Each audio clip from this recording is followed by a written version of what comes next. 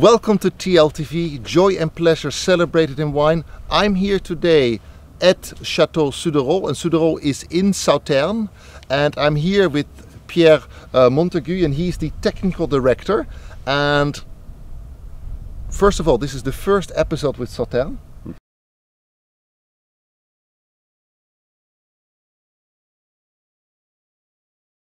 East of Bordeaux. There are different parts that really contribute to the wonderful conditions to make Sauternes. First is the two rivers, the Garonne and the Ciron. And the source of the Ciron is a spring that really has a much colder water temperature than the Garonne. And in the autumn, where the climate is really warm and dry, the different temperatures from the two rivers produce the mist that really descends up on the vineyards of Sauternes. And that starts in the evening until actually the late morning. And the second part that really promotes the growth, or let's say the perfect conditions to create Sauternes, is the sunshine. First of all, the mist promotes the fungi, the sunshine dries the grapes in such a fashion, and therefore you have a wonderful grape that is ready to be harvested.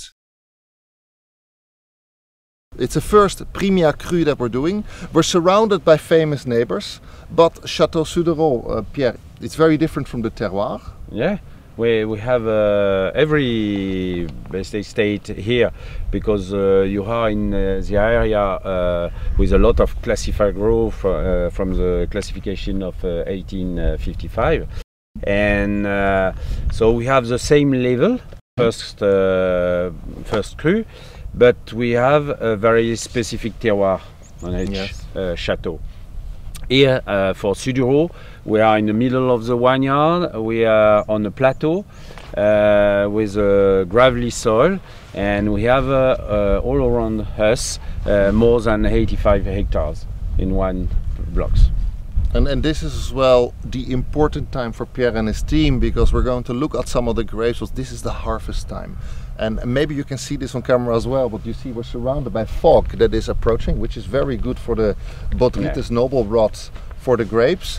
And they're making a little pause now for the harvesting because there was a little bit of rain. And that is, as you told, it's not the perfect time. You wait until it's a little bit dried up to make sure that the grapes are in the best possible condition. But we're going to taste wine, we're going to visit the winery.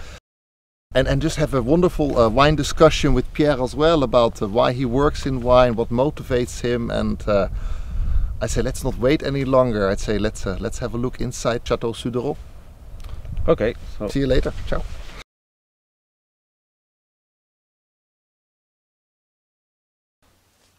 Before we go into the winery, let's look a little bit at the history of Sauternes.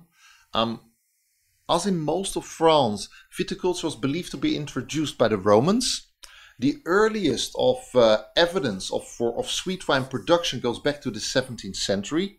Back then the English were the main consumers and they loved the red claret. But it was the Dutch traders that developed a big interest into white wines, and for years they were active in the trade for German wines. But in the 17th century, German flavors changed from wine to beer. And the Dutch saw an opportunity for a new production source in Bordeaux. And that's where the Dutch started planting white grape varieties. And they actually introduced a lot of German winemaking techniques, such as halting fermentation with the use of sulfur, which is a key piece to making Sauternes. As in Sauternes, you actually halt the winemaking process by adding not Sauternes, but sulfite to the actual barrels. And that is why Sauternes is the way it is. And they used to do that by taking a candle, or they called it a brimstone candle, with this wick dipped in sulfur, and burn that inside the barrel that the wine would be fermented in. And then, of course, when the wine was in the barrel, it would slowly interact with the sulfite, and then it would actually stun the fermentation, or let's say the yeast, and therefore you have the high levels of sugar left in the wine. And the Dutch looked at the areas to really produce good wine in Sauternes. And it was called in the early days Van Liqueuret. But it is not sure if the Dutch actively used botrytis to produce the wine.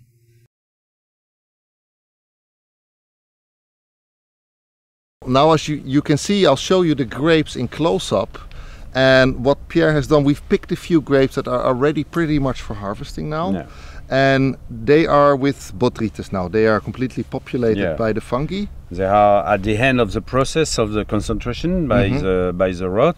You can take it. You have not a lot of juice inside, but very sugary juice with a lot of flavors.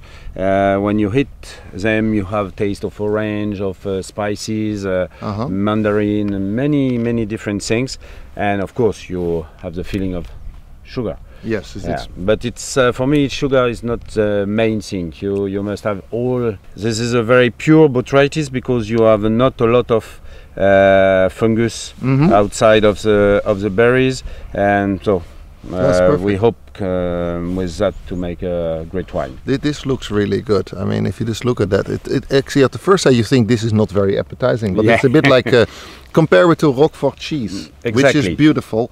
This could be a new snack. Yeah. it's wonderful. But it's good. It's beautiful. Yeah. I think there could be something. It could be a very good alternative to chips. Yeah. Well, they have a nice crunch in the grapes. It's actually very enjoyable, and that makes me want to look to all the things Château Suduiraut has to offer us. This is just where it starts. Like the harvest is the finish of the first circle. And then we get to the next part, which is then of course the vinification, the transformation, which is the second cycle. And it's something as a winemaker you always have a tough job, because Pierre, the year you're at the mercy of the elements. You have to wait for the rain, the fog, and all these pieces that add to the puzzle to make the wines. And then with the vinification you have a little bit more control. Yeah, we can control, and the most important thing is to have good pickers, to harvest and to have chance. Yes. Because if you have no chance with the weather, you can make no wines. Absolutely. And but when we have chance, we can have a nice berry like this, and after we must follow some rules to transform all this sugar and balance wine. And that is the part where we get then when the vinification is over and it's been stored for years, we get to the tasting, and I'm really looking forward to that. Here I am now with Pierre, and we're in the part where actually the grapes arrive. And the grapes arrive, actually the picking, and this is where Sauternes is different. Sauternes is actually, the pickers are the selectors. So what you've seen by the other chateaus where you have the big machines that do the sorting and a lot of selection, that is not the case with Sauternes. So the selection is done in the field because of the grapes and the botrytis and the selection. Then they arrive here, they're immediately pressed and crushed, and then the selection is done in individual actual tanks underground to make sure the teams that harvest are separate to see how the wine, let's say, is initially developing. We are here in the vinification room. We make the vinification in barrels for all the different lots. We try to obtain during this fermentation a good balance between the alcohol and the residual sugar and the acidity given by the vintage. After 2, 3, 4 weeks, we can stop the fermentation by addition of sulfur when we have a good balance given by tasting. And after we are racking the wine, we clean the barrels and we go in another cellar to start the aging in barrels too. Of course, we have different cuvées. We have the first classified group, Château Suduiraut, and we have 2 other Sauternes, and we don't age with the same percentage of new oak and during the same time for each cuvée. For example, for Château Suduiraut, we have 50% of new oak every year, and we keep the wine in barrels during 18 months, 20 months.